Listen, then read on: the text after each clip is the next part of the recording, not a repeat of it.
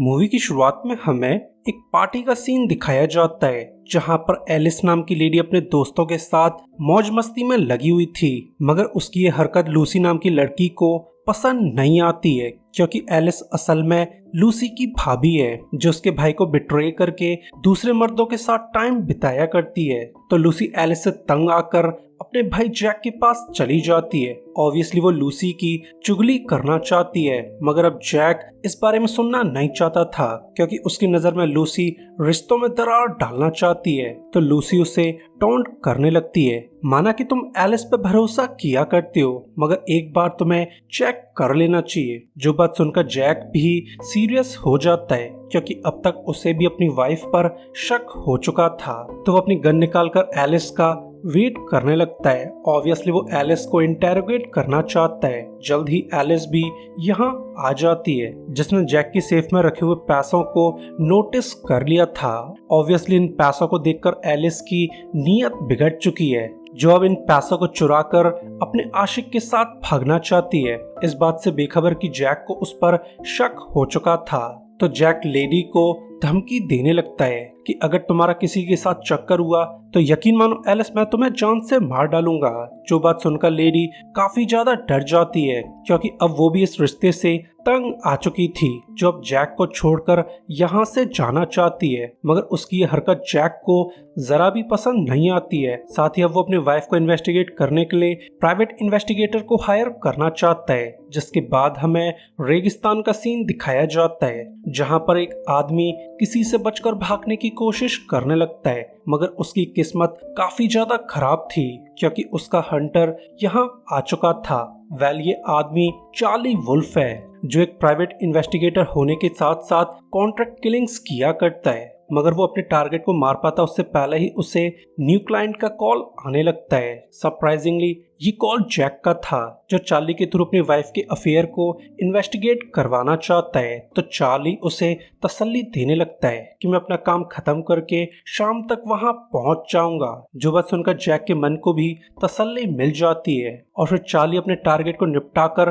बीच की तरफ जाने लगता है, जिसके बाद हमें रॉक होटल का सीन दिखाया जाता है जिस होटल को जैक और एलिस ओन किया करते हैं। मगर अब एलिस जैक से परेशान आ चुकी थी तो वह जैक की नींद का फायदा उठाकर चोरी करने की कोशिश करने लगती है, मगर वो अपने इरादों में कामयाब हो पाती उससे पहले ही जैक की नींद खुल जाती है जो अपनी वाइफ को चोरी करते हुए देखकर पूरी तरह से भड़क जाता है। तो वो गुस्से में अपनी वाइफ को जोरदार थप्पड़ मार देता है जिससे एलिस की पूरी बत्ती सी हिल जाती है। साथ ही लेडी को भी गुस्सा आने लगा था जो जैक को गालियां बक के यहाँ से निकल जाती है, इस बात से बेखबर कि उस पर नजर रखी जा रही है। ऑब्वियसली चार्ली अपने काम में लग चुका था जो लेडी को फॉलो करते हुए एक जगह तक पहुंच जाता है जहां पर एलिस का आशिक डायलन ट्रेलर में रहा करता था।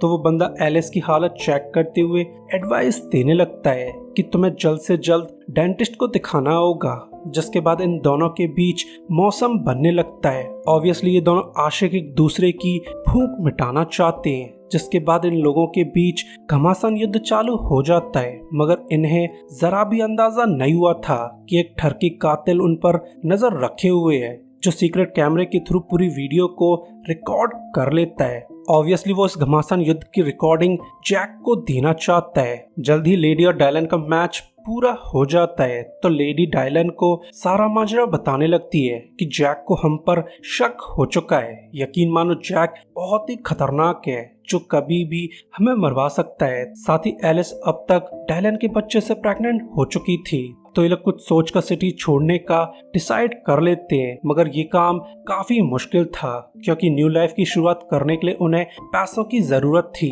तो वो जैक के पैसे चुराने का डिसाइड कर लेती है, पर जैक के यहाँ रहते पैसों को चुराना काफी मुश्किल था।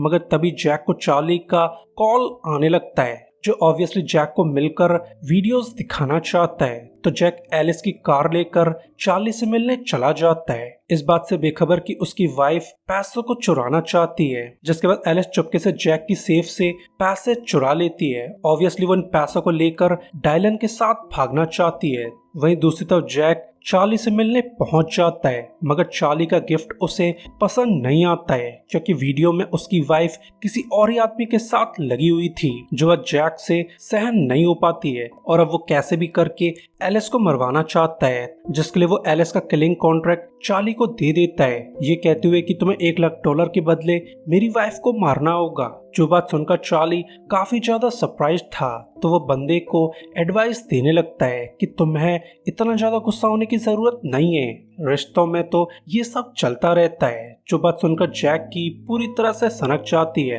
तो जैक के इंसिस्ट करने पर चार्ली को ये किलिंग कॉन्ट्रैक्ट लेना पड़ता है, जिसके बाद हमें नेथन क्लिनिक दिखाया जाता है जिसे जैक की बहन लूसी और उसका हस्बैंड नेथन ओन किया करते हैं। मगर नेथन डेंटिस्ट होने के साथ साथ कर्रा जुआरी है जो अब तक सट्टे में $2.5 लाख हार चुका था, तो लूसी उसे अच्छे से सुनाने लगती है कि तुम्हारे सट्टे लगाने की आदत किसी दिन हमें मरवा देगी। मगर इनकी बातें पूरी हो पाती उससे पहले ही ब्रूस नाम का ऑफिसर यहाँ आ जाता है, जिसे देखकर नेथन काफी ज्यादा डरा हुआ था क्योंकि ये ऑफिसर पूरी तरह से करप्ट है जो असल में बुकीज के लिए काम किया करता है। ऑब्वियसली ब्रूस उन बुकीज के $2.5 लाख नेथन से रिकवर करना चाहता है, जिसके लिए इन लोगों के बीच गर्मा गर्मी होने लगती है। साथ ही ब्रूस नेथन को थ्रेटन करने लगता है कि अगर तुमने एक हफ्ते में $3 लाख न लौटाए तो तुम दोनों को बहुत बुरी मौत मारा जाएगा। जो बात सुनकर नेथन काफी ज्यादा कंफ्यूज था क्योंकि उसका कर्जा तो सिर्फ $2.5 लाख था, जिस पर ब्रूस उसे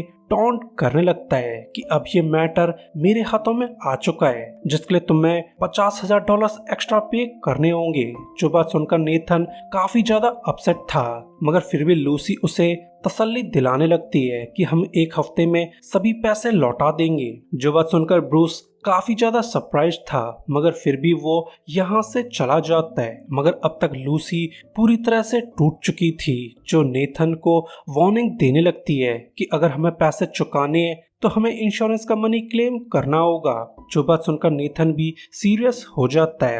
इन लोगों ने लूसी के नाम पर इंश्योरेंस करा रखा है, तो अब वो लोग लूसी की डेथ को फेक करके इंश्योरेंस मनी को क्लेम करना चाहते हैं, मगर ये काम काफी ज्यादा मुश्किल था क्योंकि इस काम के लिए उन्हें एक फेक डेड बॉडी की जरूरत थी। मगर उनकी ये प्रॉब्लम भी आसानी से सॉल्व हो जाती है क्योंकि इसी समय उन्हें एलिस का कॉल आने लगता है जो अपने दांतों का चेकअप कराने के लिए अपॉइंटमेंट बुक करवाना चाहती थी। तो एलिस का कॉल कटने के बाद लूसी का दिमाग चलने लगता है। वहीं दूसरी तरफ जैक होटल लौट आया था, तो एलिस गाड़ी और पैसे लेकर यहाँ से निकल जाती है, इस बात से बेखबर कि उस पर नजर रखी जा रही है। ऑब्वियसली जैक चार्ली के थ्रू अपनी वाइफ को मरवाना चाहता है। जल्दी एलिस नेथन के क्लिनिक पहुंच जाती है, इस बात से बेखबर कि लूसी और नेथन ने भी उसको मारने के प्लान्स बना रखे थे, जो चेकअप के बहाने से एलिस को बेहोशी का इंजेक्शन लगा देते हैं। जल्द ही एलिस बेहोश हो जाती है, तो वो एलिस की बॉडी को लेकर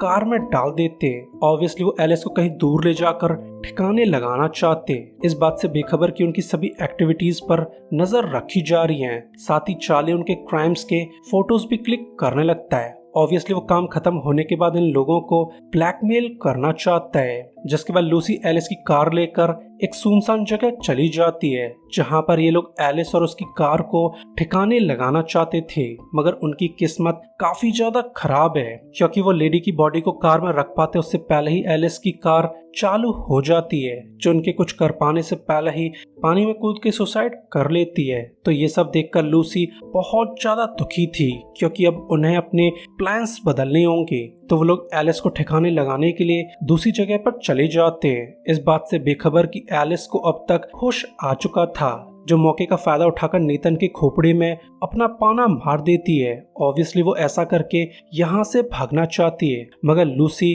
कुछ ज्यादा ही खूंखार थी, जो बड़ी आसानी से लेडी को कैप्चर कर लेती है। ऑब्वियसली ये लोग एलिस को मारकर उसकी बॉडी डिस्ट्रॉय करना चाहते हैं ताकि इस तरीके से प्रूव किया जा सके कि इस एक्सीडेंट में लूसी मारी गई है, ताकि उसके नाम पर मौजूद इंश्योरेंस को क्लेम किया जा सके।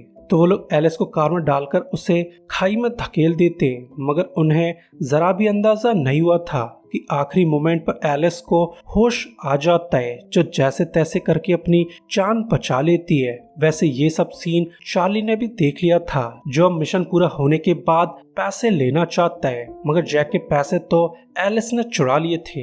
तो खाली सेफ देखकर जैक की पूरी तरह से चटक जाती है, क्योंकि अब उसे डर लगने लगा था। तो वो चार्ली के सामने एक दिन की मोहलत मांगने लगता है, जो बात सुनकर चार्ली काफी ज्यादा अपसेट था, मगर फिर भी वो जैक को एक दिन की मोहलत दे देता है। वहीं दूसरी तरफ पुलिस वालों को कार क्रैश की रिपोर्ट मिल चुकी थी, तो इस इंसिडेंट को चेक करने की जिम्मेदारी ब्रूस को दे दी जाती है। मगर गाड़ी का नंबर देखकर ब्रूस स्माइल करने लगता है, क्योंकि अब तक उसे सारा माजरा समझ आ चुका था। तो वो सीधा नेथन के क्लिनिक पहुंच जाता है। ऑब्वियसली वो नेथन को इंटेरोगेट करना चाहता था, तो उसे यहाँ देखकर नेथन की पूरी तरह से फट जाती है, जिस पर ओल्डमैन उसे टॉन्ट करने लगता है कि बच्चे, मैं 30 साल से सर्विस में हूँ, जिस सर्विस के दौरान मैंने तुम्हारे जैसे केस बहुत बार हैंडल किए। यकीन मानो तुम्हारे इंश्योरेंस फ्रॉड का केस पता लगाना बहुत ही आसान है। जो बात सुनकर नेथन की पूरी तरह से चटक जाती है, जिस पर ओल्डमैन उसे तसल्ली देने लगता है कि मैं तुम्हारे फेवर में गवाही देने वाला हूँ, मगर इस काम के लिए तुम्हें इंश्योरेंस का आधा पैसा मुझे देना होगा। जो बात सुनकर नेथन काफी ज्यादा अपसेट था, क्योंकि अब उसे डेब्ट का 3 लाख रुपए पे करने के बाद भी इंश्योरेंस का आधा पैसा देना होगा। जो फिर खराब मूड से घर लौट आता है, जहां पर अब लूसी की हालत भी खराब हो चुकी थी, क्योंकि उसके फोन पर थ्रेटनिंग मैसेज आने लगते हैं। ऑब्वियसली किसी ने उनके क्राइम के फोटोज भेज दिए थे, जो अपना मुंह बंद रखने के $2.5 लाख मांगने लगता है। तो ये सब जानकर इन दोनों की पूरी तरह से सनक जाती है, क्योंकि अब जिंदगी दोनों तरफ से उनकी लेना चाहती है। तो लूसी अपने हस्बैंड को इन्फॉर्म कर देती है कि एलिस की कार में $2.5 लाख मौजूद थे, जिसे मारने से पहले मैंने वो पैसे चुरा लिए थे। जो बात सुनकर नेथन काफी ज्यादा शॉक्ड है, मगर फिर भी वो अपनी वाइफ की बात मानकर $2.5 लाख देने के लिए तैयार हो जाता है। असल में थ्रेटनिंग मैसेज को भेजने वाला आदमी चार्ली वुल्फ है, जो इन लोगों को ब्लैकमेल करके पैसे कमाना चाहता है। वहीं दूसरी तरफ एलिस काफी समय से गायब थी। जो बात जानकर डायलन को टेंशन होने लगती है, तो वो डायरेक्टली जैक के होटल जाकर उसे इंटेरोगेट करने लगता है, मगर जैक कुछ ज्यादा ही अड़ियल था, जो डायलन की बात का जवाब नहीं देता है। तो डायलन उसके पैर में गोली मार देता है, जिससे जैक की पूरी तरह से चटक जाती है। तो वो गुस्से में आकर सारा सच बता देता है कि मुझे तुम्हारे और एलिस के बारे में पता चल चुका था। तो ये सब जानकर डायलन पूरी तरह से पगला जाता है, क्योंकि अब वो एलिस का बदला लेना चाहता है। तो वो किलर की जानकारी निकालने के बाद जैक को गोलियों से भून देता है, क्योंकि वो जैक के साथ साथ किलर को भी मारना चाहता है, इस बात से बेखबर कि उसकी लवर अभी भी जिंदा थी। वहीं दूसरी तरफ नेथन पैसे लेकर चार्ली की बताई जगह पर पहुंच जाता है, इस बात से बेखबर कि उस पर नजर रखी जा रही है। तो चार्ली उसे कॉल करके ऑर्डर्स देने लगता है कि तुम्हें पैसे जमीन पर छोड़कर वापस जाना होगा, मगर नेथन को यह सौदा पसंद नहीं आता है, क्योंकि वो चार्ली से फेस टू फेस बात करना चाहता था। तो चार्ली हार मानकर उसके पास चला जाता है, मगर नेथन कुछ ज्यादा ही चालू है, जो मौके का फायदा उठाकर चार्ली के हाथ में अपना चाकू गड़ा देता है। मगर उसकी हरकत चार्ली को पसंद नहीं आती है, जो गुस्से में नेथन को गोलियों से भून देता है। साथ ही वो पैसे लेकर नेथन की गाड़ी को उड़ा देता है, यानी अब नेथन और उसकी गाड़ी का नामो निशान मिट चुका था। जिसके बाद चार्ली जैक के होटल चला जाता है। ऑब्वियसली वो अपने मिशन के पैसे लेना चाहता है, मगर अब तक जैक मर चुका था, जिसकी डेड बॉडी को देखकर चार्ली काफी ज्यादा अपसेट है। मगर वो यहाँ से निकल पाता उससे पहले ही ब्रूस यहाँ आ जाता है, जो ऑब्वियसली जैक को ब्लैकमेल करना चाहता था। मगर जैक की डेड बॉडी देखकर ओल्डमैन की चटक जाती है, जो कुछ कर पाता उससे पहले ही चार्ली उसे भी ऊपर पहुंचा देता है। मगर चार्ली को जरा भी भनक नहीं लगी थी कि उसका पीछा किया जा रहा है। ऑब्वियसली डायलन चार्ली को मारकर एलिस का बदला लेना चाहता है, इस बात से बेखबर कि एलिस अभी भी जिंदा है, जो डायलन को चार्ली का पीछा करते हुए देख लेती है। जिसके बाद चार्ली लूसी के घर चला जाता है। सरप्राइजिंग, चार्ली असल में लूसी का सीक्रेट लवर है। तो हमें इनकी बातों से पता चल जाता है कि लूसी अपना इंश्योरेंस का मनी क्लेम करने के बाद नेथन को मरवाना चाहती थी, मगर अब नेथन मर चुका है। जो बात जानकर लूसी की पूरी तरह से सनक जाती है, मगर उसकी हरकत चार्ली को पसंद नहीं आती है, जो एक ही थप्पड़ में लेडी की पत्ती सी हिला देता है। जिसके बाद चार्ली यहाँ से जाने लगता है क्योंकि अब वो जल्द से जल्द शहर छोड़ना चाहता है। मगर उसके निकल पाने से पहले ही डायलन